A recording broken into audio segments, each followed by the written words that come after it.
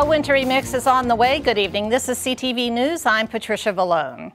The National Weather Service issues a winter weather advisory for the region. Starting after midnight, you could see a wintry mix for several hours. As the temperatures fall, the Prince George's Public Works Agency says it's prepared for what winter may bring us. Winter weather preparations began in early October as road crews mapped out their snow routes. Today, we actually have our crews out. We're brining the roads. We are preparing ahead of the frozen precip that is expected. We have what we call our DPW&T only crew out. We have a complement of 75 vehicles and over 120 staff that will be out. We're very much prepared, whatever Mother Nature brings us. The agency is urging caution. If roads and sidewalks are covered in snow or ice tomorrow, officials ask that you travel only if necessary. And the State Highway Administration is also preparing for the upcoming winter weather. SHA says that their crews are currently out pre-treating major roadways as well. The agency tells us that they'll use a salt brine mixture that sticks to the roadway, and they want motorists to, quote, not crowd the plow as they're laying down the mixture. We have crews are performing an anti-icing operation, and what that involves is the use of salt brine and water in potential in advance of a potential winter storm that we may receive. And we always say don't crowd the plow. That means, our crews that are out there working sometimes alone or during like a plow train, they're called, with a few plows back to back. We always ask that motorists stay at least 3 or 4 car lengths behind the plows so that they don't crowd them and they're able to clear the roads ways before drivers are crossing that section of highway or one of our state maintained roads. And you can log on to roads.maryland.gov to get real-time traffic updates and see how many active SHA crews are out plowing and treating roadways. The county's Latino population is looking to increase its political clout. Hispanics are now more than 20% of the population in Prince George's, according to the 2020 census. That means 1 in every 5 county residents is Latino, a number many say is severely undercounted. A new group, the Latino Democrats at Prince George's County, is looking to increase Hispanics in local government. Former Senator Victor Ramirez is president of the group, which held its inaugural kickoff last night in Laurel. There's a vacuum of leadership or people appointed to leadership positions, elected positions. And so to bring people together, young and older, veterans and people who want to be more involved. We do not have a member on the county council for the first time in 18 years, yet the population has grown. And so I think maybe we took it for granted. And I think we need to, re-energize the Latino community to go out and vote. And there has been some frustration, for sure, in the Latino community that there has not been representation. But we're here to get each other's backs and to keep the pressure up, but also to share our perspective, because we know we have a lot of education to do to some of our neighbors that might not be familiar with immigrant issues or the Latino community. So we have been meeting with the county executive, and we actually held a bilingual job fair that was actually very successful. I know that there's only like 1% of the Prince George's County administration, the workforce is Latino. To see what else can the county executive do to make sure that those numbers change. And last night's inaugural event was held at La Curva Tex-Mex Bar and Grill in Laurel. For more information on the Latino Democrats of Prince George's County, you can log on to ldpgc.org. Well, there is an update in last week's shooting at Suitland High School. Prince George's County Police say that the suspect has turned himself in. That person, who has not been identified, has been charged as an adult. There's no word as to whether he is a student at Suitland or not. And you are watching CTV News. I'm Patricia Vallone. Coming up, state health officials continue to urge Marylanders to get vaccinated. We'll have details after the break. Stay with us.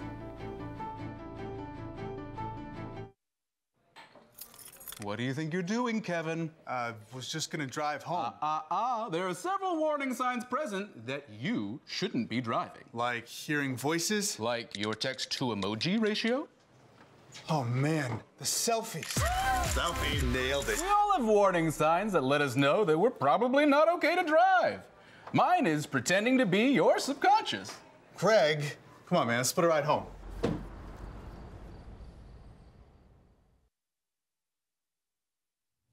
Welcome back. Well, it's not too late for you to get COVID bivalent booster and flu shots. That's the message from the Maryland Department of Health. The agency says that the state has administered more than 1 million COVID boosters and 24% of Marylanders have gotten the flu shot. Dr. Jinling Chan tells us that both vaccines can prevent serious illnesses. Showing that the bivalent booster for COVID is effective against what's circulating right now to prevent severe illness. And so we really strongly encourage that people get boosted. We are still seeing hospitalizations, and in fact, we're seeing our hospitalizations and deaths attributable to COVID, unfortunately, increasing right now as we're seeing an increase in cases. So it's not too late to get boosted, and it's not too late to get your flu vaccine. And for more information on COVID-19 and flu vaccines, you can log on to health.maryland.gov. Well, here are the latest COVID-19 numbers for our area. The Maryland Department of Health has confirmed 1,044 new cases. The county's positivity rate continues to trend upward. It now stands at 13.24%. It hasn't been that high since the end of August. 5 people have died of COVID over the past 24 hours, and 590 people are hospitalized. Prince George's School CEO, Dr. Monica Goldson, puts forth her fiscal year 2024 budget. The $2.8 billion budget reflects a $94 million increase over the current budget. The plan focuses on 3 key priorities: raising math achievement, improving school climate, and expanding social-emotional learning, as well as mental health resources. The budget also calls for raises, increased funding for projected enrollment gains, and expansion of early childhood programs. Meantime, County Executive Angela Alsobrooks has appointed Walter Fields to the school board. He fills the seat vacated by Paul Montero, who left to take a position in the Biden administration. The county is awarded more than $3 million in grant money from the federal government. The county's Department of the Environment has received $3.25 million from the U.S. Department of Agriculture.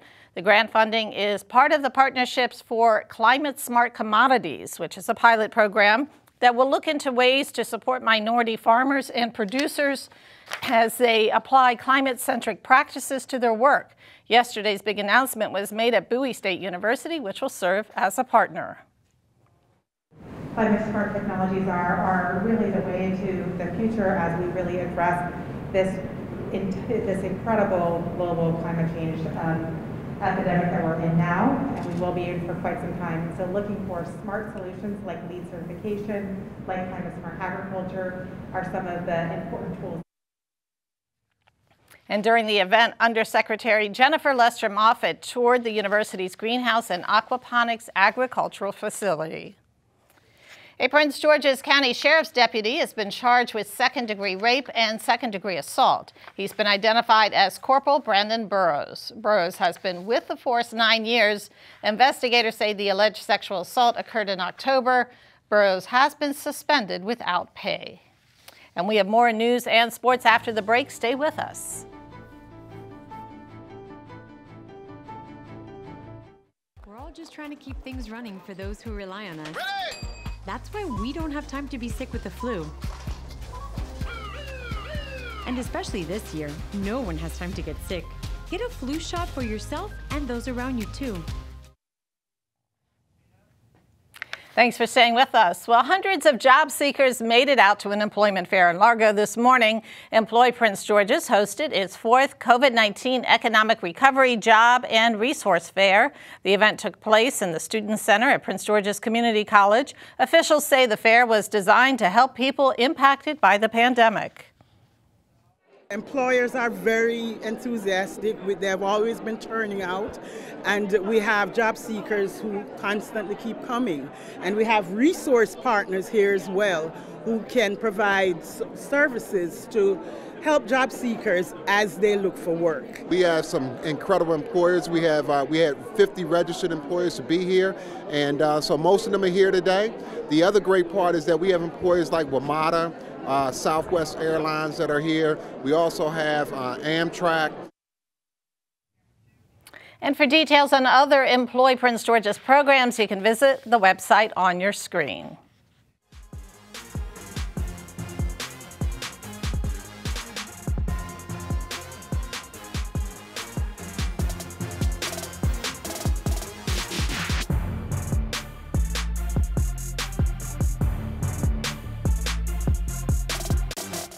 The Washington Caps defeated the Chicago Blackhawks yesterday 7-3, extending their win streak to 5 games. But not only did this team win their game yesterday, history was also made in the process.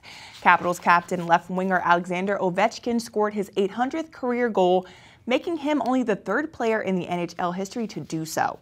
The Caps legend was met with excitement in the locker room by his teammates for accomplishing such a huge milestone.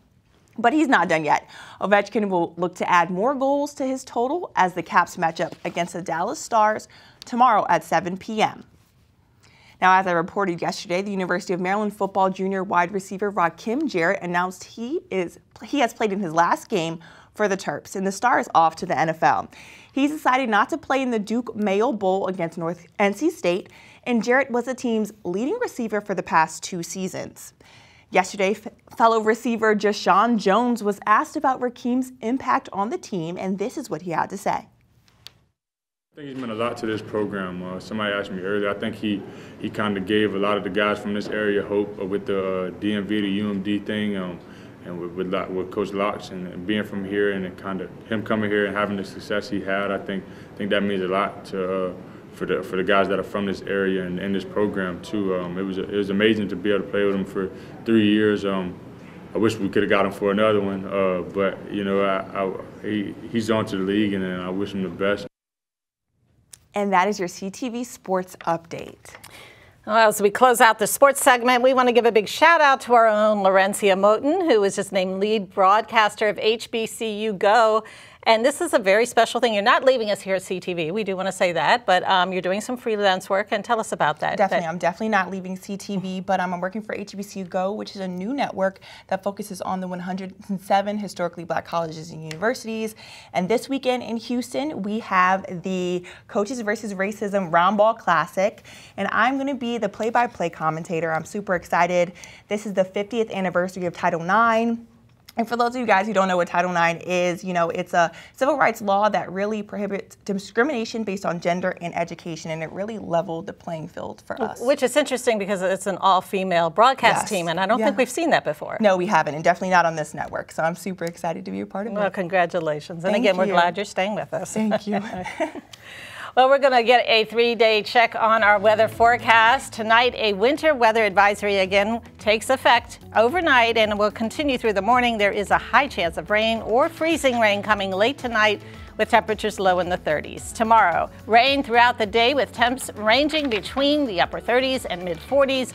Friday and Saturday, it will be mostly sunny with temperatures from the mid to the high 40s. And now for your community calendar, 'tis the season for snapshots and selfies. Bring your cell phones and smiles to a holiday selfie experience. Create memorable moments with your family December 17th and 24th. Be sure to register using the link on your screen. And that is your CTV News Update. For Laurencia, I'm Patricia Valone. Have a great night.